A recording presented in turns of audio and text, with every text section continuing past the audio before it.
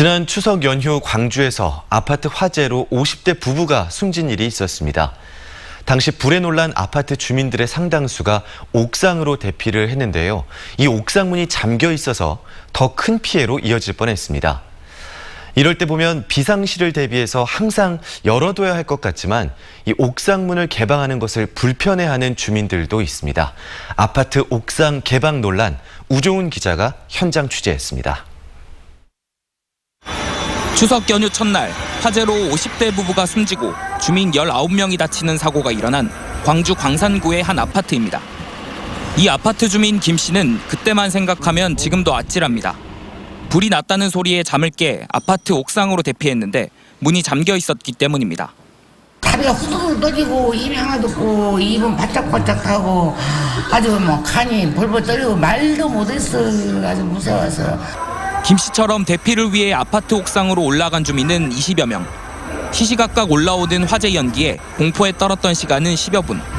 소방관들이 장비를 이용해 옥상 문을 열어주지 않았다면 더 큰 피해로 이어질 뻔했습니다.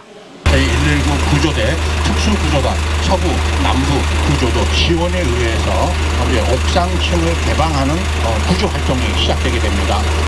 아파트 옥상문 개방 여부는 화재와 같은 재난 상황이 발생했을 때 특히 중요할 수밖에 없습니다. 불이 났던 아파트로 다시 가봤습니다. 화재가 났던 아파트 맨 위층입니다. 문은 사고 당시와 마찬가지로 안에서 열 수 없게끔 돼 있습니다. 또 문에는 당시 문을 급히 열기 위해 고리를 파손한 흔적이 남았습니다.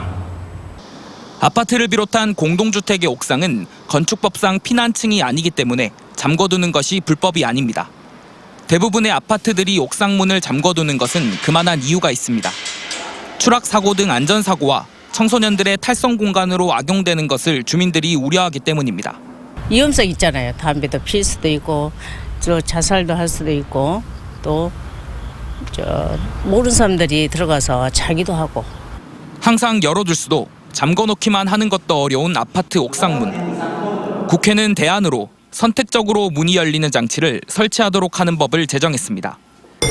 옥상문은 평상시에는 굳게 닫혀 있지만 이처럼 비상시에는 관리실 통제에 따라 밖으로 나갈 수 있게 됩니다. 하지만 이런 개폐 장치 의무 설치 조항은 법이 만들어진 2016년 이전에 지어진 아파트에는 소급 적용되지 않습니다. 관리상의 문제 때문에 열 수 없다면 지금이라도 자동 개폐 장치 다뤄야 되죠. 그게 의무사항이 아니라 할지라도 사람 목숨이 왔다 갔다 하는 일이니까. 열어야 하는지 닫아야 하는지 논란이 엇갈리는 아파트 옥상문.